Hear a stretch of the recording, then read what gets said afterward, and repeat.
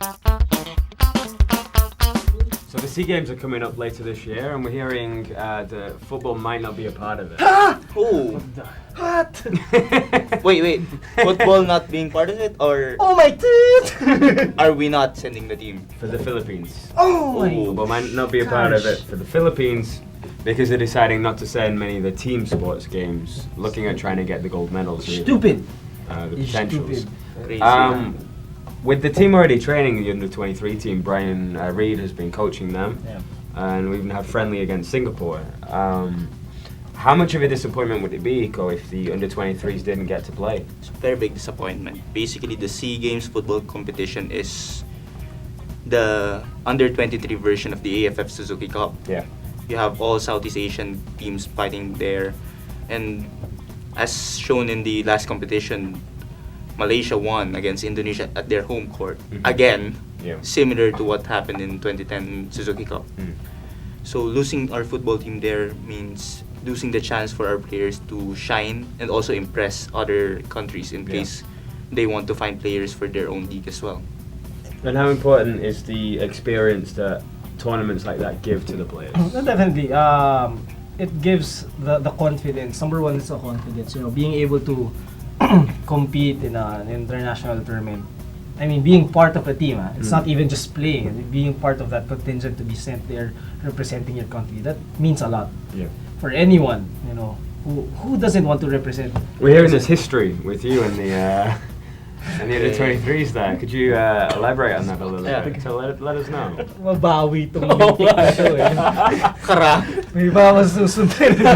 Anyway, And apparently things overlap with what's happening now. Anyway, so I think, you know, not sending a team there is not just a slap to the organizing committee. It's also a slap to your players here. Yeah. Because before, okay, fine.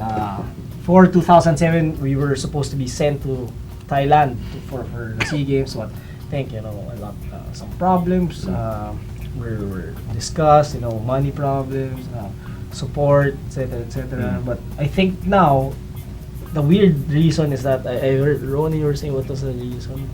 Because football is least likely to bring home a medal. Okay, so anyway, going back. So the thing is, if you're not able to provide your players that exposure, but then the problem is you're able to. I mean, you're capable of supporting them, but just because you want to ensure yourself of winning, you know, there's no sport that you can honestly say, okay, I'll win it 100%. Us? SEAGames basketball. Well, it depends pa rin. I mean, We can send the high school. yeah, Yeah, exactly. But, di ba, because you want to expose your youth for that, especially for this one, Yeah. for the under-23s who will duly represent your team in the seniors level when the time comes. You know, if you're depriving them of that chance to represent the Philippines and feel that glory, you know, I'm wearing the Philippine colors, or I'm playing against Thailand, against Malaysia, against Indonesia. These are top-notch teams. You know, saan sila makakuha ng experience na magde-defensive heading sila, yung bola biglang umiiwas. Diba? Kasi ganun ka intense during our time talaga nung naglalaro kami internationally. And that was even just for training camps, Ganun katindi na, what more yung selected na national teams nila. So that's a problem that we see here, that just because we want to ensure our victory in a way, our chances of winning, it's not really, hindi naman ganun kadali na sabihin mo, okay, papadala natin to.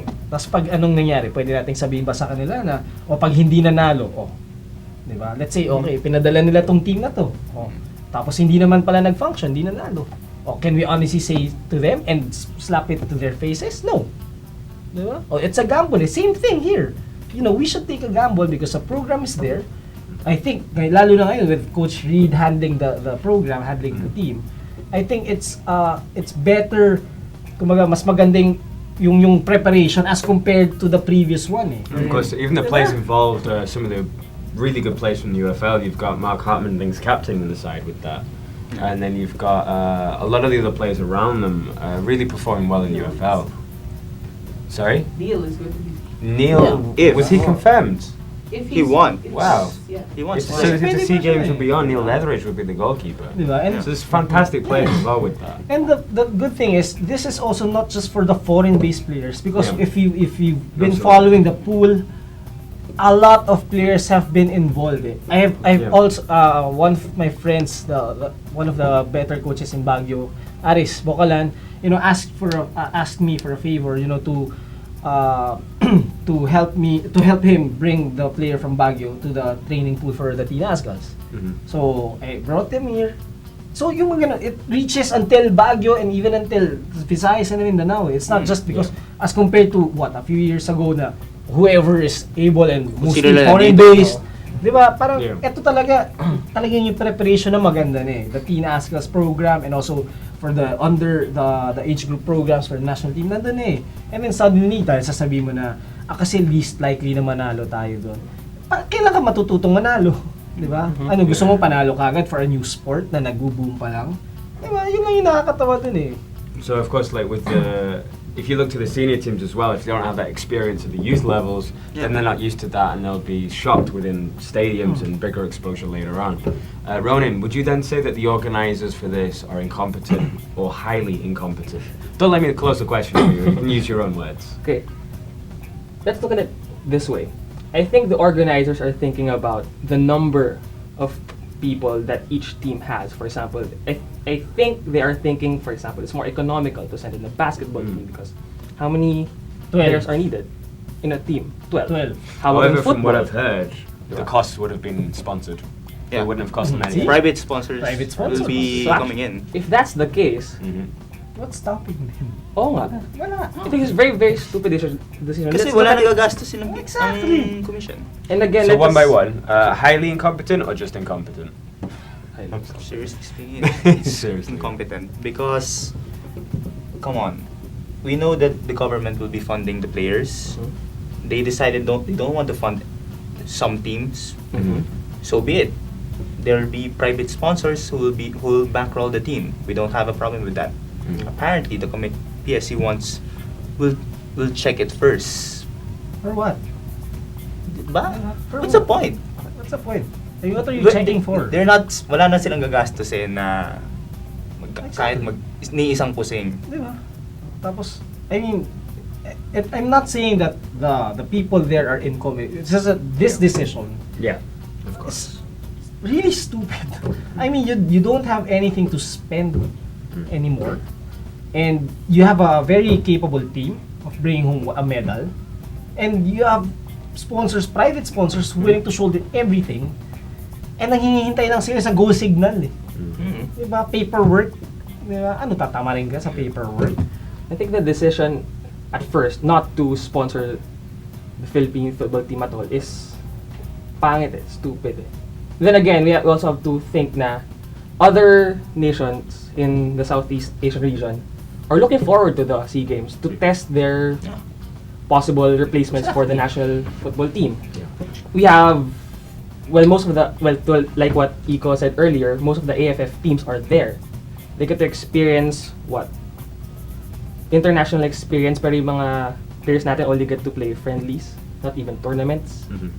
And it's not just the football team that's being discouraged or not being included in the SEA Games lineup. We also have the women's football team, for example. We also have the futsal team. Yeah. So what is this thing against football or football or futsal that is parang iniiwasan suportahan? Sorry, sige, ganun lang. Kung ganun lang pala na pipiliin natin yung sport kung saan tayo, why are we joining the FIBA Asia? Sorry ah. I mean, what? And then we're trying to, dahil host tayo, we're able to choose, di ba? Which bracket to join in. Iniiwasan natin yung stronger teams, di ba? Same thing naman sa football din right now for SEA Games eh. We're not sure na mananalo tayo, but we want to join. And malay mo eh. Di ba? I'm not saying na mali na sumali tayo sa FIBA Asia na yan, but at the same time, give them a chance to prove themselves.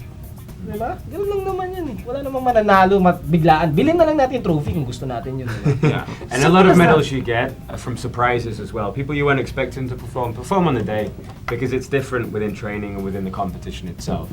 So let's hope that some changes are made. Let's hope that people review a decision, and we'd really love to see an under-23 team. And not just for football, I mean for other For sports as sports, well. absolutely. Ganun eh. I mean, Absolutely. Mahirap naman ganyan eh. So if ever there's a decision, we'll let you know on at FTW Sports. Follow us there, and we'll give you the updates.